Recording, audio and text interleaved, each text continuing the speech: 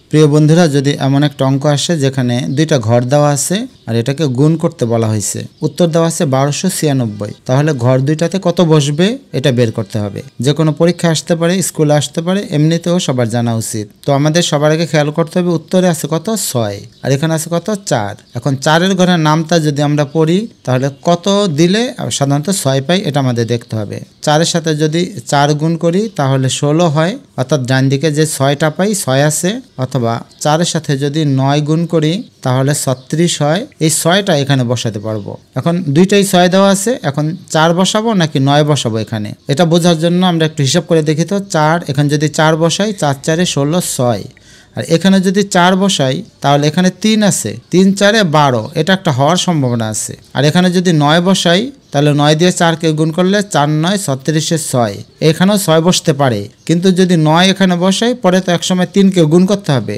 3 9 27, এটা হবে না। তো আইডিয়া করে নিলাম এখানে কত হবে 4, 4 বসিয়ে দেই। এবার গুণটা করে ফেলি, 4 4 16 6, হাতে কত 1।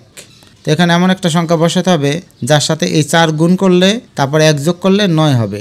4-এর সাথে যদি 2 গুণ করি তাহলে হবে 8, আর 8-এর সাথে এই হাতে 1 যোগ করলে কিন্তু 9 হয়, এটা হতে পারে। অথবা 4-এর সাথে 7 গুণ করলে 28-এর 8, তার সাথে 1 যোগ করলে 9 হয়, হাতে আবার 2 থাকে। পরে আমরা একটু দেখি তো, 3 4 12 আর হাতে 2 যদি দিই তাহলে হয় 14, তাহলে এটা মিলে না। তাহলে দেখা গেল 4-এর সাথে যদি আমরা এখানে 2 গুণ করি যে 8 হয়, এই 2টা এখানে বসাই।